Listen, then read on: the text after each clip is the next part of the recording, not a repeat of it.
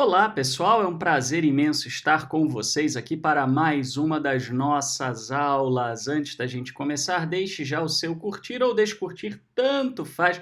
Para o YouTube é a mesma coisa, mas você ajuda o nosso vídeo a atingir mais pessoas.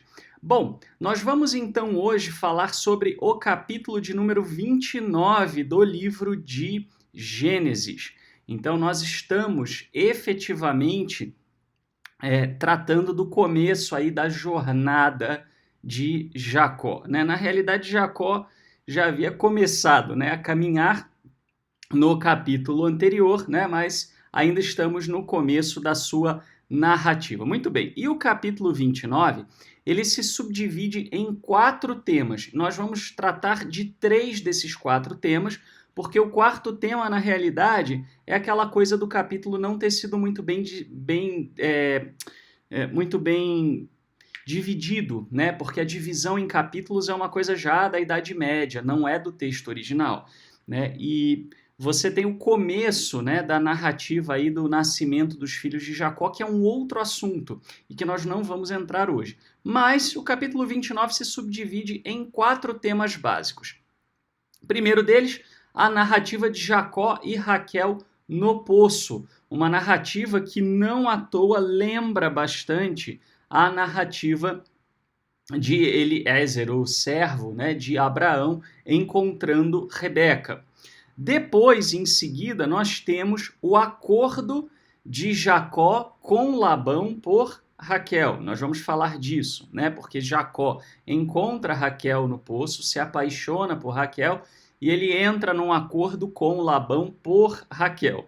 E aí, a parte 3, na parte 3, Labão engana Jacó, dando-lhe Lia para que o sirva por mais 7 anos. Né? Jacó havia concordado em servir Labão 7 anos por Raquel, mas na hora H veio Lia. Né? E aí, então, Jacó concorda em aceitar, né, casar-se com Raquel e manter-se também servindo a Labão por mais 7 anos, então totalizando 14. Ele serve 7, aí ele toma, né, toma quem ele achava que era, né, por casamento, que seria Raquel, mas aí vem Lia, e aí então ele vai falar com Labão. Labão fala, ok, então espera uns dias, aí você se casa com Raquel também, e aí você fica mais uma semana de anos, mais 7 anos trabalhando para mim. Então, essencialmente é isso. E aí, depois do 29, 31 a 35, você já tem, como eu disse, o começo de um novo tema, que é a narrativa do nascimento dos filhos de Jacó. Tá? Muito bem. Falando então agora, né, a questão da análise linguística e temática, né, a parte que é o terror para os dogmáticos, mas essa parte, essa narrativa, ela essencialmente combina pelo menos 2 autorias distintas. Tá? Então a gente tem, por conta da linguagem utilizada, da maneira de se escrever, da temática, do vocabulário típico de determinada época, referências, etc., né? Já falamos um pouco sobre o que caracteriza cada coisa. Nós temos, então, essa narrativa, ela foi composta em pelo menos 2 momentos. Tá? Talvez mais algum detalhezinho ou outro tenha sido ajustado num terceiro momento, mas essencialmente você tem 2 momentos. Tá? A narrativa mais antiga é uma narrativa do Reino do Norte. Tá? Jacó, ele é o antepassado do Reino do Norte, tá? Essencialmente, né, como Abraão é do Reino do Sul. Nós já falamos sobre isso em outras aulas. E aí, essa narrativa foi escrita por volta do século 8 antes da Era Comum, né? E nessa época o Reino do Norte estava bombando, estava forte, se aproveitando de um vácuo de poder na Assíria, etc. E num segundo momento, né, a Assíria se fortaleceu, veio para cima do Reino do Norte, destruiu o Reino do Norte, e aí uma parte dos israelitas do Norte migrou, né, para Judá, no sul, e aí começou, né, inclusive, uma maior mescla das tradições. Tá? E você pode ter alguns elementos pós-exílicos aí também, né? Há muita especulação, né? A maioria, assim, dos acadêmicos, ela entende que tem duas partes, tá? Uma parte do Reino do Norte, uma parte do Reino do Sul, mas se dividem um pouco quanto a se tem alguma composição posterior, etc, né? E aí cada um tem a sua teoria. Então, a gente vai ficar com o que é mais estabelecido, mais concreto. Bom, a parte mais antiga, como é que ela se difere da narrativa tal qual ela é hoje? Tá? A parte mais antiga ela traz Jacó indo para o Oriente, né? Caminhando ali para o leste. E não especifica o destino. Tá? A especificação do destino já foi concebida pelo pessoal do Sul. Tá? Mas muito provavelmente Jacó não caminhou muito, tá? Na tradição original. Tá? Ele não teria caminhado muito. Labão, na verdade, nessa narrativa original, ele é irmão de Jacó. Tá? Não sabemos se o nome Labão se era esse o nome, né? Ou se o nome já vem do Reino do Sul, tá? Mas o personagem, o pai de Lia e Raquel, na tradição original, era irmão de Jacó, né? E a narrativa do Reino do Sul, ela se esforça muito. Quando você tem esse tipo de mudança na narrativa, né, você tem um esforço muito grande em negar, né? Então, assim, Jacó chega a chamar, né, Labão de irmão, né? E o que é um termo que é meio ambíguo, porque teoricamente poderia ser um parente, né? A palavra irmão, ela tinha um pouco essa conotação, embora na Bíblia hebraica, na maioria das vezes, quer dizer irmão mesmo, irmão biológico. Mas aí a narrativa do Reino do Sul, ela se esforça em dizer que é tio, né? Irmão do seu tio, né?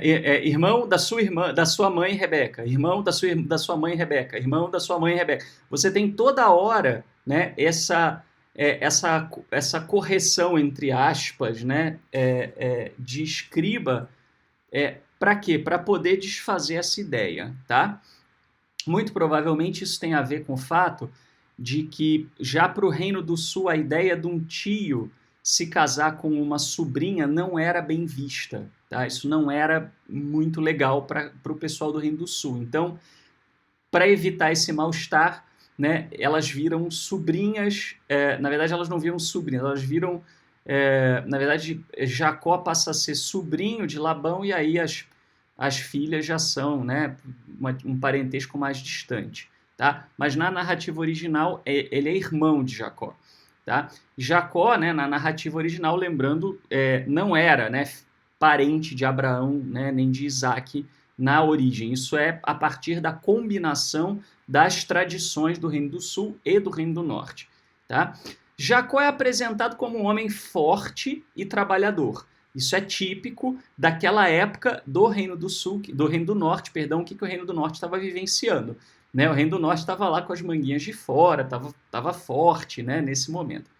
Labão o engana, fazendo servir 14 anos ao invés de 7, esse elemento do engano está presente, e ele se casa com as duas irmãs. Tá? Mas a ideia do engano, né, na narrativa do Reino do Norte, ela não é tão importante. Ela se torna mais enfática no Reino do Sul, que aí ela vai justamente fazer um contraponto, né, com a coisa de Jacó ter enganado o seu pai, enganado Esaú, etc.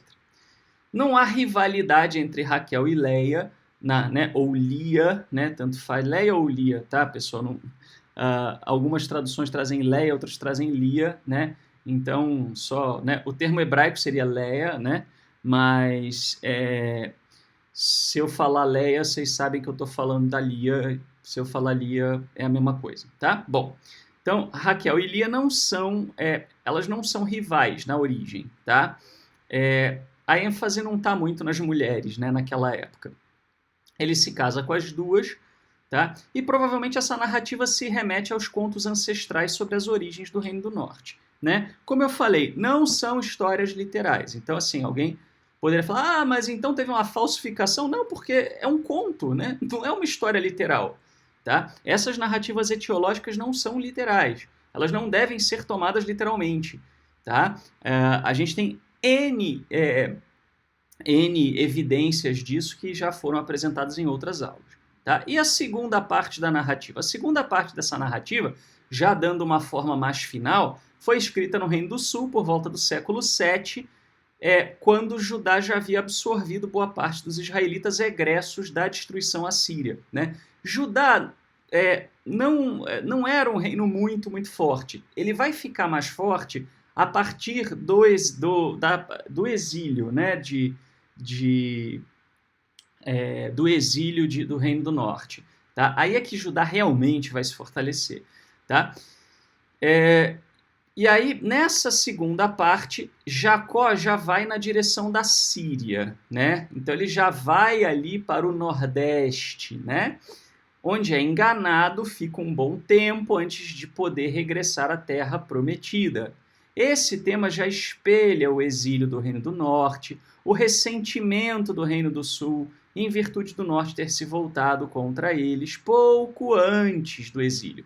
Né? Então, assim, o Reino do Norte, ele teve problemas com a Síria num primeiro momento, né? Depois ele faz uma aliança com a Síria e toma na cabeça a partir da Assíria, né? Ele age de uma forma trapaceando, né, entre aspas, ele age de uma forma que o pessoal do Reino do Sul não gostou, porque ele tenta depor o rei do Reino do Sul para poder colocar alguém simpático para fazer frente com a Assíria, né, porque eles tinham, né, o Reino do Sul era meio que vassalo do Reino do Norte. Né? Então, havia um ressentimento muito grande. Né? E aí eles são exilados. Né? Então, havia essa coisa no Reino do Sul de vai para o exílio, né, por conta das confusões arrumadas, da trapaça, da desonestidade, etc., né, vai receber a medida da sua punição e depois vai voltar. Que é o que a narrativa de Jacó traz. Percebe? Né? Eu vou para lá, vou ser enganado, né? E vou ficar, inclusive Jacó vai ser enganado mais de uma vez por Labão, né? Mas aí já vamos entrar numa próxima narrativa, tá? E depois eu vou voltar, né? Só que, obviamente, o Reino do Norte, ele não chega a voltar com uma identidade própria, forte, como havia acontecido antes, né? Ele perde essa identidade. Bom, nessa versão, Jacó já não é mais irmão de Labão, mas sim sobrinho, pois para o Reino do Sul, o relacionamento tio e sobrinha era tido como tabu. Né? Então não era uma coisa muito legal e eles já deram aquela suavizada. A narrativa do Sul também acrescenta o tema da beleza de Raquel. Essa coisa das matriarcas serem muito belas, etc., é típico do Reino do Sul. Né? Você vê muito isso na narrativa abraâmica, por exemplo. Em contrapartida, a feiura da pobre da Lia, né? Que ela é descrita como meio feinha, né? Tadinho, né? Coitada. Era feia, mas era simpática, não é isso? Né? Mas não é muito. Esse texto não é muito bondoso com a coitada da Lia, né? Que viria a ser explorado como tendo decorrência até para a narrativa dos filhos. Então, assim, né, a coisa da Lia e da Raquel, ela tem alguns objetivos. Né? Lembrando que nenhuma dessas duas personagens é uma personagem histórica, então a gente não precisa ficar com dó da Lia. Né? Mas assim, você tem a coisa do contraste, que era muito típico do Reino do Sul. Né? Você tem um personagem fazendo contraponto ao outro. Né? Então você tem, por exemplo, Esaú e Jacó. Né? Um era liso, o outro era cabeludo. Né? Um era caseiro, o outro era de sair para caça, etc. Né? Então você estabelecer contraponto, né? Duas partes contrapondo uma outra, né? O que seria um referencial positivo, um referencial negativo. Você tem isso muito forte nas narrativas do Reino do Sul. Né? Você tem Abraão e Ló, né? Vira e mexe em vários momentos da narrativa de Abraão e Ló. Né? Abraão é o virtuoso, né? Ele é generoso, pensa no outro, etc. Né? E Ló já é mais mesquinho, né? Ló já é mais autocentrado, voltado para si mesmo. né? Então você tem isso muito forte nas narrativas do Sul, tá? E aí, então, a Lia, ela serve como contraponto da Rebeca, tá? Ela é estabelecida dessa forma, né? Então, se a Rebeca era bonitona e jovem, a Lia, né, o nome, né, dela significa cansada, né? Tá cansada de esperar marido, né? E ela era feia, né? Tinha um olhar inexpressivo, como a gente vai ver mais adiante, né? Então, uma chamava atenção, era bonita, era jovem, e a outra, né, já tinha mais idade, já não era mais muito atraente, etc, etc, né? Então, e aí, de novo, o que, que você vai ter? Você vai ter depois, né, o Eterno agindo como um contrapeso a isso, né? O Eterno abençoando Lia, né? Justamente por causa dos infortúnios de Lia, né? Então, assim, o texto do o Reino do Sul, ele era tem uma expressão no inglês que era o underdog, né? Que é nas corridas de cavalo, né? Perdão, de cachorro, eles tinham muito isso, né? Corrida de cachorro, então era o cachorro lá que ninguém esperava, tal, né? A zebra, lembrei, a zebra, né? O Reino do Sul era uma zebra. Ele era pequenininho, pouco importante, uma terra muito mais semiárida que o Reino do Norte. E de repente ele é abençoado, ele é muito abençoado pelas circunstâncias, né? Obviamente que a gente pode enxergar a mão do Eterno nisso, mas então assim, o pessoal do Reino do Sul gostava da coisa da zebra, da história da zebra, né? Quem já foi zebra, né, ou quem está por baixo, gosta de história de zebra, né? Então você tem muito isso na narrativa do Reino do Sul, né? A coisa da zebra. Então, né, a matriarca estéril, né? A menos amada, é o irmão mais novo, né? Tudo são elementos dentro da cultura do Antigo Oriente Médio de pessoas que não eram muito valorizadas e de repente recebem um certo protagonismo. Tá? Então, isso tinha muito a ver com a realidade do Reino do Sul, por isso esses elementos estão importantes. Tá? E aí o capítulo conclui com o relato de 4 dos 12 filhos de Jacó, Rubens, Simão, Levi e Judá, e a gente vai explorar isso melhor no próximo capítulo, tá? Porque aí a gente entra num novo tema e vamos ter que falar de algumas coisas. Bom, então aqui eu trouxe o texto para vocês, e eu já trouxe aqui, pessoal, isso aqui é baseado na obra de um acadêmico, né, do Tsemai Oré, que ele é doutor em Bíblia hebraica, tudo mais, muito respeitado, e ele procura identificar o que pertence ao Reino do Norte e o que pertence ao Reino do Sul, né? Então, isso é de um livro dele chamado Jacob's Journey, né? Então eu trouxe aqui para vocês terem uma noção. O que está em azul é o que a narrativa do Sul depois agregou de elementos, tá? Então, se vocês eliminassem, por exemplo, o que tivesse em azul, lessem só o que está em preto, vocês teriam uma noção do que seria mais próximo da história original. Lógico, né, pessoal, que isso aqui não é matemático, tá? Não é 100% preciso, né? Isso vamos dizer assim, é uma reconstrução acadêmica a partir do que a gente sabe da linguagem. Né, pode ser que uma coisinha ou outra não seja exatamente assim, mas é o melhor que a gente consegue chegar com as informações que nós temos, né, e está muito próximo realmente do que do que seria uma divisão original. Tá? Jacó se pôs a caminho e foi para a terra dos filhos do Oriente, e eis que viu um poço no campo. Nós vamos falar sobre essa questão do poço no campo. Junto ao qual estavam deitados 3 rebanhos de ovelha. Era neste poço que se dava de beber aos rebanhos, mas a pedra que tapava a sua boca era grande. Quando todos os rebanhos estavam lá reunidos, removia-se a pedra da boca do poço, dava-se de beber aos rebanhos, depois recolocava-se a pedra no mesmo lugar, na boca do poço. Jacó perguntou aos pastores: meus irmãos, de onde sois, vós? Eles responderam. Então, detalhe, tá? Essa interação entre Jacó e os servos de Labão, que já diz que eles são de Harã, etc., já é já é um agregado do Reino do Sul, que é para trazer essa história lá para a Síria, né? Lá para a região aí na verdade, vocês estão vendo invertido, né? Então, seria para lá, né? Na sua tela. Lá para o nordeste, né? Do Reino do... Eu estou espelhado, né, na câmera, então se eu apontar para a direção errada em algum momento, em alguma aula, vocês já sabem por quê. Então, mas é para localizar essa história lá para um outro lado. Tá? Muito provavelmente na sua origem, talvez estivesse falando aí de uma nação do lado do Jordão, né? De novo, né? Para cá, do lado do Jordão, alguma coisa assim, tá? Mas vamos trabalhar com a narrativa tal qual ela se apresenta agora, né? Jacó perguntou aos pastores, meus irmãos, de onde sois vós?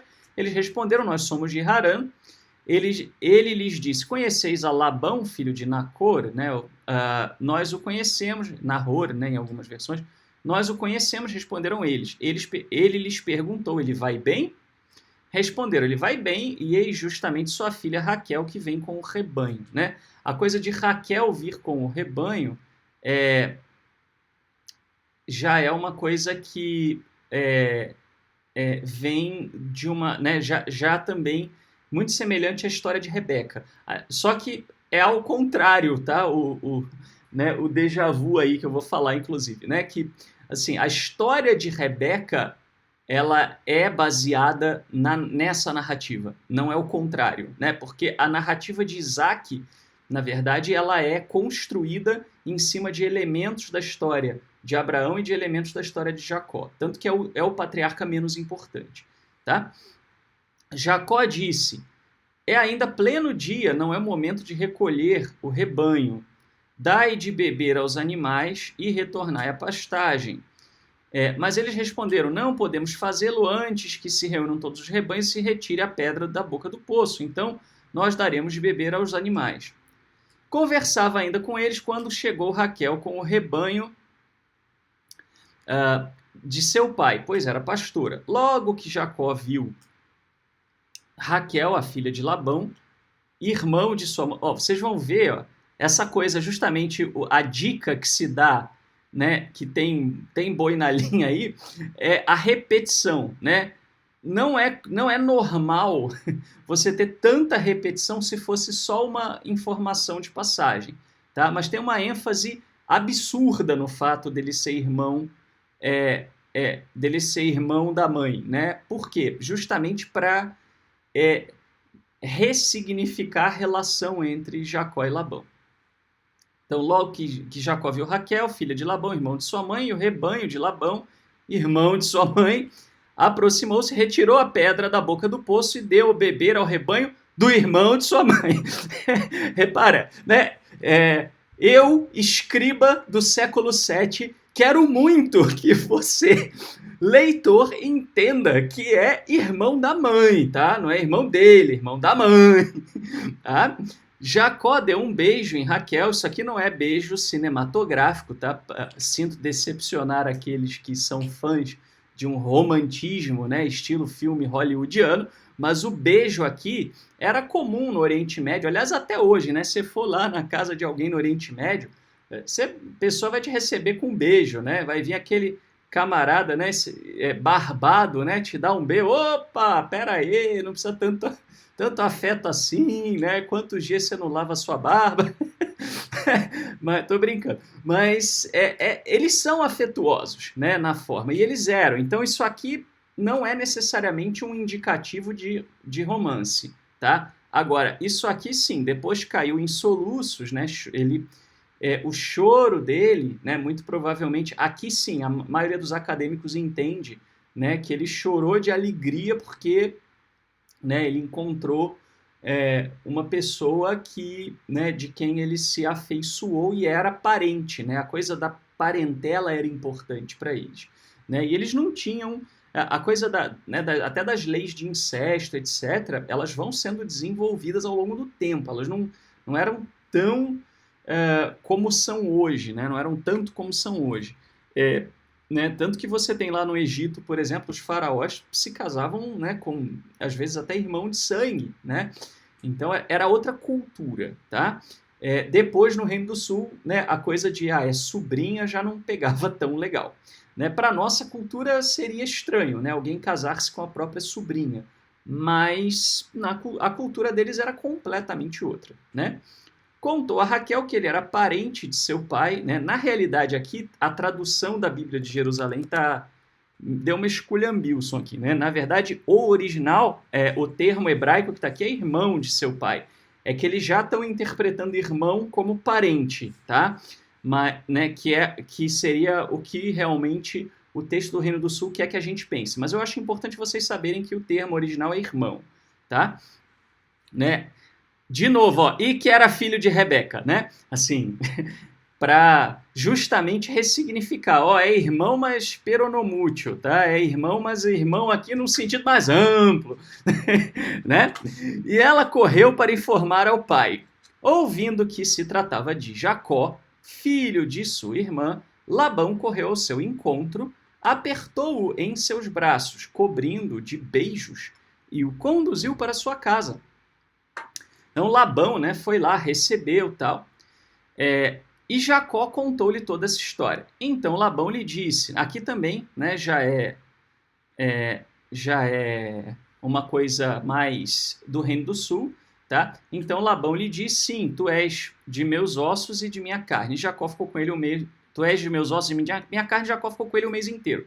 Isso aqui já é um acréscimo do Reino do Sul, né? Que é assim, se eu vou colocar Jacó como um parente mais distante, né, de Labão, eu preciso então que Labão reconheça a parentela, né? O que seria estranho num irmão de sangue, né? Você não chega para um irmão de sangue e fala, viu, você é osso do meu osso, carne da minha carne. Né? Você falaria isso para um parente mais distante que você acabou de perceber que você tem. Tá? Muito bem.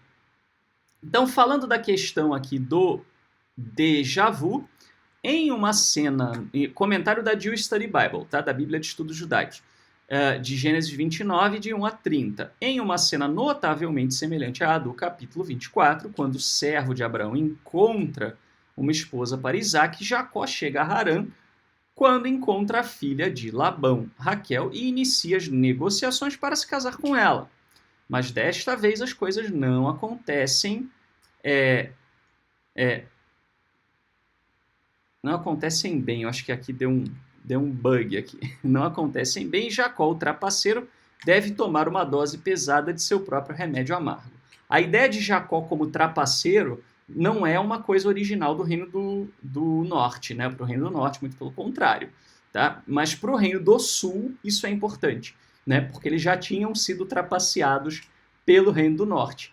Né? Eles já tinham tomado na cabeça do Reino do Norte e estavam muito ressentidos, né? Então, eles aqui é um pouco da explicação, né? Tá vendo? Ó? É a coisa né, vamos dizer assim, da ancestralidade enquanto uma explicação da conduta e do comportamento, né? Então, assim, se um povo trapaceou o outro é porque o ancestral fazia isso, né? Da mesma maneira que os ancestrais aí de Canaã, né, de Moabe, etc., né, vão ser também descritos, né, como fruto de comportamento devasso ou alguém com comportamento devasso. Isso tem por objetivo tentar explicar por que se tem um comportamento devasso. Ao passo que você tem o contrário também, né, na Bíblia hebraica, que se eu quero que o povo tenha uma conduta mais íntegra, eu conto a história de um antepassado que fez isso e que era correto, e eu uso isso para poder enfatizar a conduta, né, da pessoa. E Abraão, ele é construído assim para o Reino do Sul, né, ter Abraão realmente como uma referência bacana. Tá? Muito bem. Conforme visto anteriormente, a narrativa de Rebeca é, na realidade, inspirada no material de Jacó, servindo de ponto de tangência entre os patriarcas. Já falei sobre isso. Há uma forte ênfase no fato de que, se Jacó foi enganado, é porque primeiro enganou. Isso na forma final. Né? Na origem, não era tanto assim. Tá? Geralmente, as narrativas etiológicas ancestrais refletiam a realidade geográfica na qual nações vizinhas entravam em conflito, o que muitas vezes era interpretado como uma traição de uma amizade local ou mesmo de uma aliança. A Síria também traiu, né, o Reino do Norte. na visão do pessoal do Reino do Norte, né? Quando eu falo assim, traiu, eu estou falando na visão que a gente conhece, a visão de quem tomou na cabeça, né? Lógico que se você for ler as histórias de uma outra perspectiva, você vai ver algo muito diferente, né? Tem até uns ateus à toa, né? Nem todo ateu é à toa, né? Mas tem o pessoal que né, acha o máximo, né? Assim, que tenha um relato totalmente diferente, não no sentido dos detalhes, mas da percepção, né? Da Assíria enfrentando o rei de Judá. A percepção que o rei assírio tem dos fatos e dos motivos da guerra é diferente da do rei de Judá. Meu, isso é óbvio, né? É óbvio que é assim. Se você for pedir para um inglês te contar sobre a Guerra das Malvinas, você vai ouvir uma história. Se você for pedir para os argentinos te contarem a história da Guerra das Malvinas, você vai ouvir uma história completamente outra. Você vai falar, meu, eles são esquizofrênicos, né? Não é possível. Mas por quê? Claro, cada um tem a sua percepção. Então, uma maior prova da historicidade dos registros, né, assírios e judaicos, nesse caso, é exatamente que cada um tinha um ponto de vista. Isso é normalíssimo. Tá? Então, assim, do ponto de vista do Reino do Norte, a Assíria, né, ferrou com eles. Do ponto de vista do Reino do Sul, o Reino do Norte ferrou com eles. Então, repara, né, aquele famoso quem com ferro fere, com ferro será ferido. Tá? Por isso que eu falei, essas histórias etiológicas, esses contos ancestrais, eles refletem questões geopolíticas. Tá? A coisa da força, né, de Jacó, a implicação é que seria necessária a força coletiva de todos os pastores para rolar a rocha do poço. Jacó é energizado pela visão, né, na verdade, de seu primo, não, de sua prima. Em breve o fará sozinho. Né? Comentário da Jewish Study Bible. Como arquétipo nacional do Reino do Norte, né, o grande ancestral, né, que era uma pequena potência local à época, Jacó é capaz de um feito de muita força a partir da motivação correta. Então isso provavelmente tem a ver com a moral elevada que os israelitas tinham no século VIII, antes das confusões com a Síria, com Judá, etc. Né? Mas assim, eles estavam se sentindo poderosos. Né? E aí, obviamente, você tem uma percepção. Aliás, o livro de Amós, eu acho, ele fala um pouco sobre... Eu falo sobre isso na introdução, né? Como é que o Reino do Norte se sentia e tal. Tá? Então é importante. A força de Jacó provavelmente tinha esse objetivo, né? Dizer, israelitas, nós somos fortes. Bom, nós vamos então fazer uma pequena pausa, que eu vou parar a gravação e continuar no próximo arquivo, tá? Só para não ficar muito, muito longo, ok? Então, até já retornamos.